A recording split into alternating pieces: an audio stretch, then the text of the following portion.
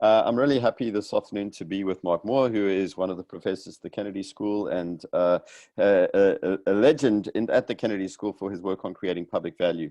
Mark has a lot of experience thinking through control, organization, coordination, and especially public value. What is public value? How do organizations determine what the public value is that they focused on? And then how do they structure themselves to pursue the public value? Mark, thank you very much for being with us this afternoon. Thank you, Matt, for inviting me. I'm amazed by your resourcefulness and glad to be a part of this effort. Great. So Mark, one of the things we've been talking about quite a bit on the blog and also with people who are engaged in crisis response, whether it's COVID-19 or others, is the idea that oftentimes at the beginning of a crisis, you get bureaucracies that almost move into control mode, and everything becomes about almost circling the wagons at the top of government, and a small group of people who don't really trust other people coming together, developing the strategy and telling others what to do. Mm-hmm. On the other hand, we find that within the literature, the biggest problem that happens in terms of your organization is a coordination problem. We don't know who's got to do what. It's unclear that everything that needs to be done is being done, etc., etc. And sometimes you find that the control actually becomes a problem because you're not coordinating, you're just trying to control, and it takes away activity in the system.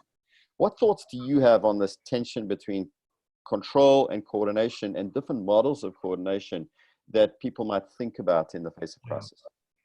Well, it's a really good question, Matt. And I guess one way to think about it is to deal with the paradox that I think Tom Peters once focused on in talking about single organizations, and even in ordinary mode, which was how to organize what could be called both tight and loose controls, right?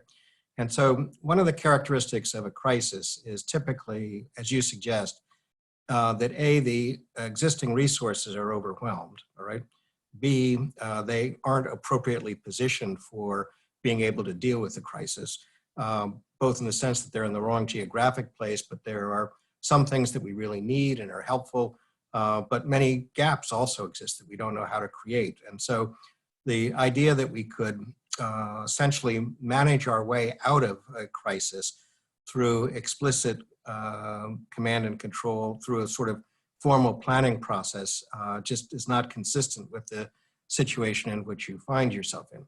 On the other hand, in a crisis, you have an asset that you don't ordinarily have in ordinary government. And that asset is the urgency that people feel about doing something about the task, right?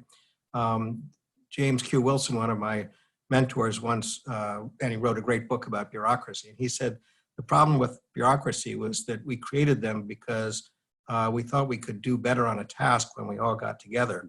But as soon as we got together, we forgot about the task, all right? And we began doing other things, all right? But the thing about a crisis is that you can't forget about the task. It's staring you in the face all the time. And so the important question facing everyone is, what could I do in the context of other people's action that would make a contribution to the solution of this problem, all right?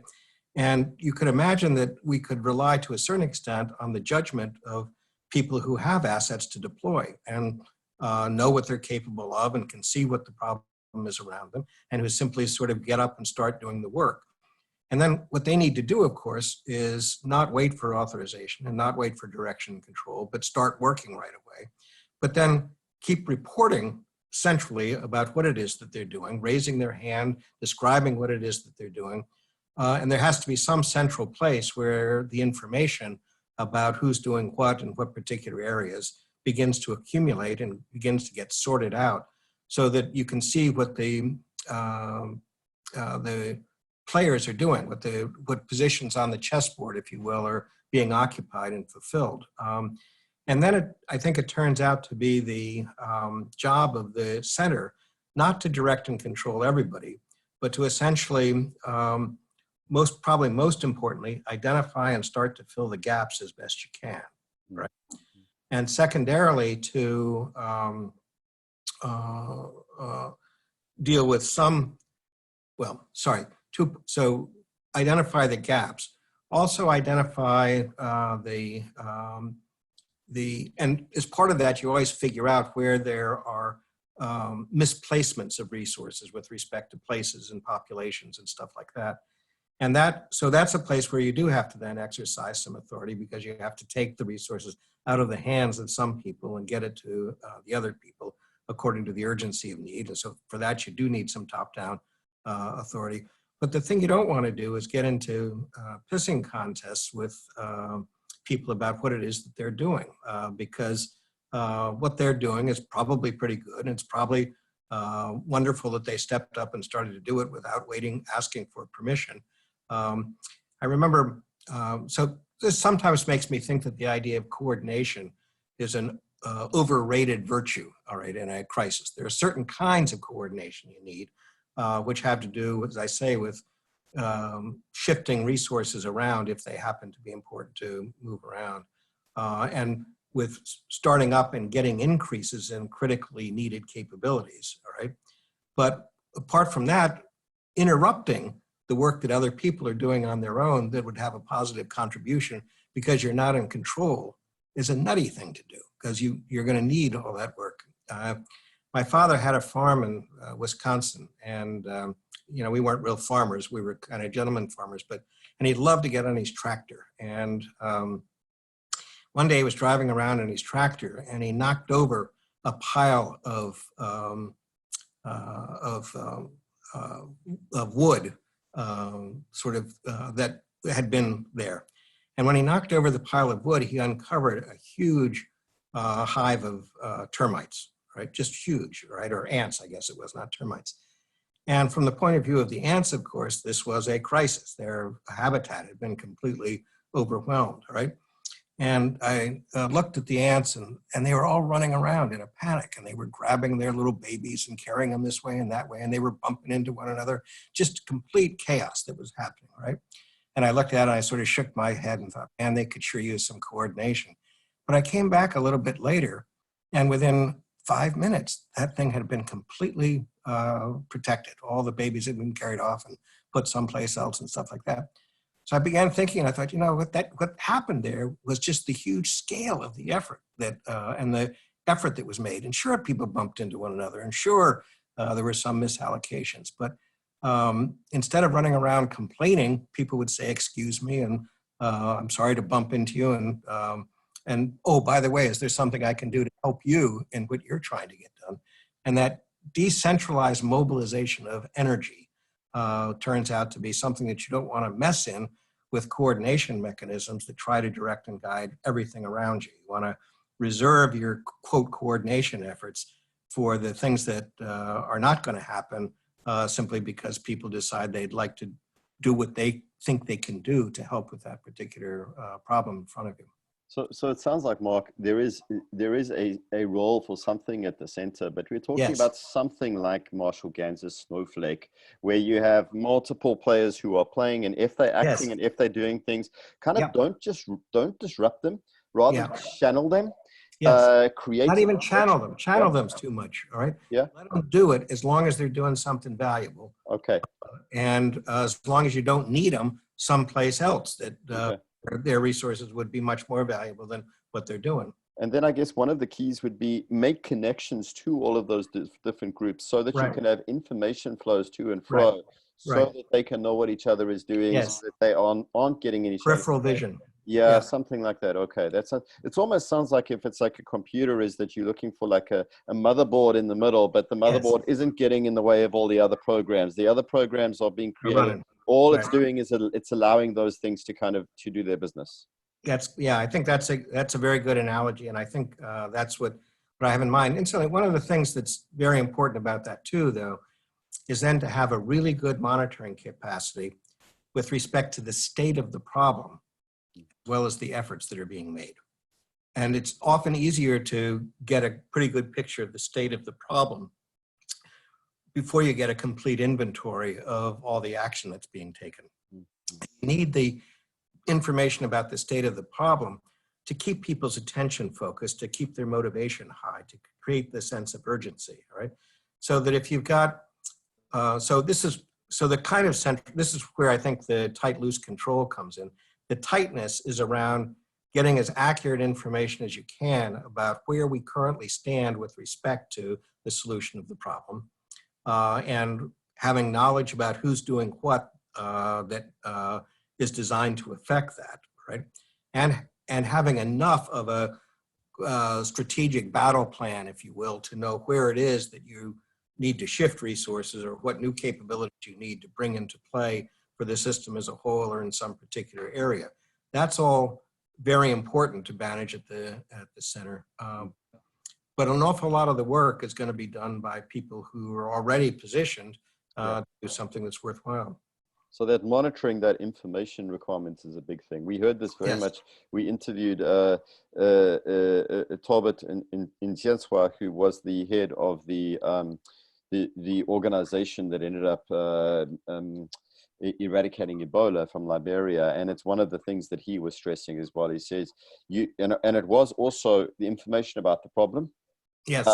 And then using that information about the problem to engage with all the teams. And he describes a process where, he would meet with the teams regularly and all the small teams individually. He wouldn't meet with them as a broad body of 100. He'd meet with them all individually, and they would talk about the information coming from them and the information that he wanted to give to them. So it was both ways. And it was all about how well are we doing solving the problem? What is it that you're up to? And what are the other people doing? And so it wasn't that they all had to bump into each other, is that he would transmit to them. But there seemed to be a gigantic amount of delegation at all times. And actually the person at the center becomes a little bit of the servant to the system. Absolutely. Absolutely. And a coordinator of the system. They're not commanding the system, they're enabling it. And the enabling of it starts with being able to observe the, what's already being done and whether it's being done well or not, and then reserving their authority or any centrally held resources for the times when they can use them to good effect. And I think, once you begin thinking about it that way, you realize that this would be a good principle to follow in non-crisis situations as well. And I remember Tom Schelling, one of our colleagues, I went to him at one stage early when I was working on management. I said to him, he was an economist, as you know, and I said, so Tom, tell me what you think management is and what it's about. And he said, well, I think it's like a parking signal or a traffic signal. Because when you think about it, all that we're really trying to do is to coordinate, right? And to make that coordination as easy and inexpensive as possible. And what a traffic light does is coordinate the use of a scarce resource, which is a particular space in the middle of an intersection, right? And all it does is to say, go, don't go, to the people that want to use that scarce resource. And notice that if there isn't an intersection, we don't have to do any coordination. We can just let people do what they want. But because there's a scarce resource, we need to get a little bit of coordination. And the coordination is the traffic light, and the traffic light essentially efficiently allocates the right to go and use that common resource at a particular time.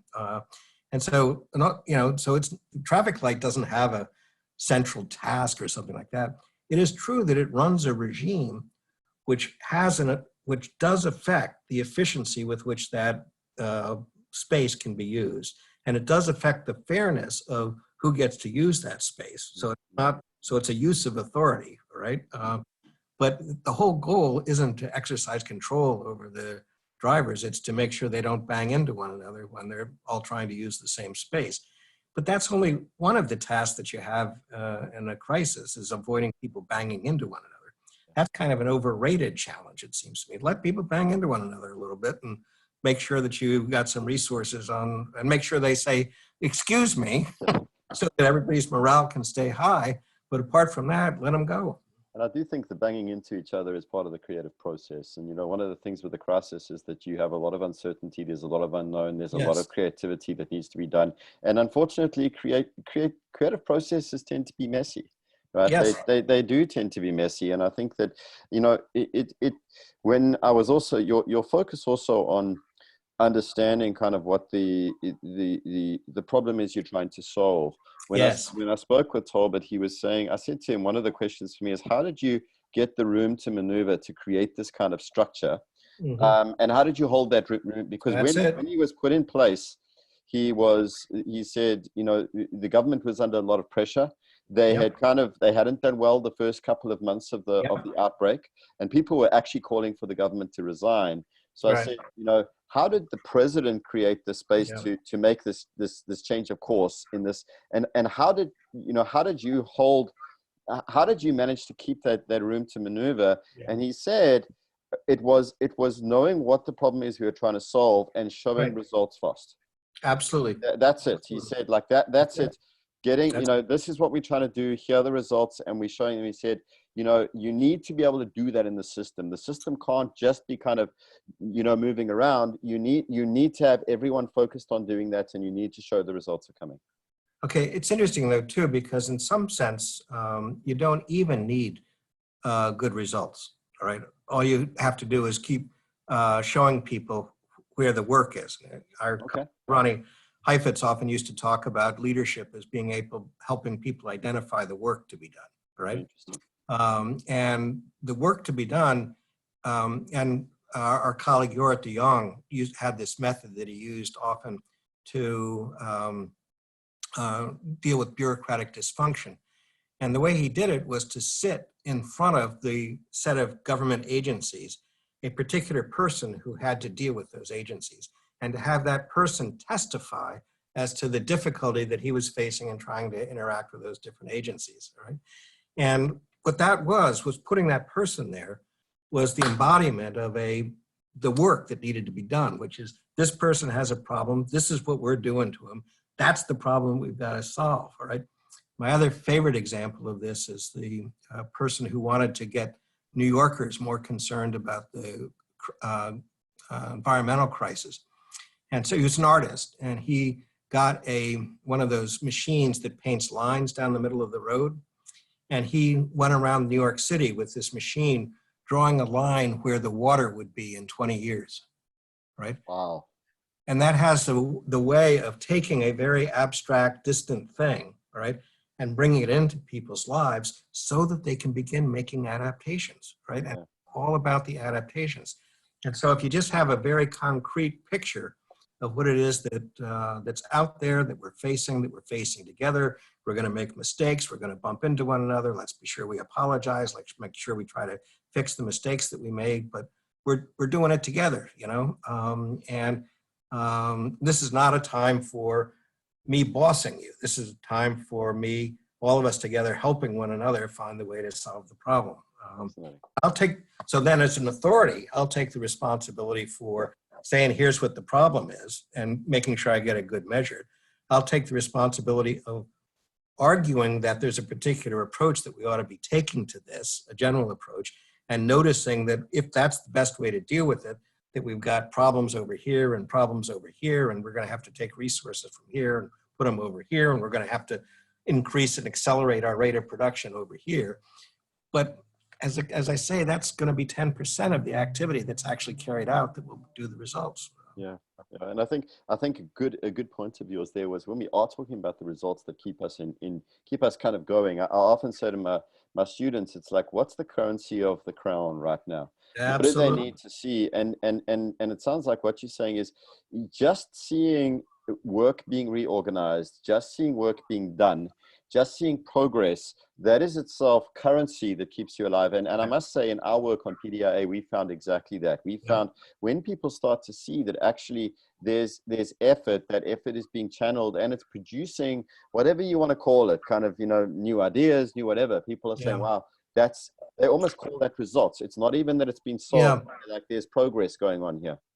Right. So what's interesting, though, is you and I are both trained as technical people, Matt, all right? And so we always want to try to be sure that the means we're using are going to produce the desired results. Yeah.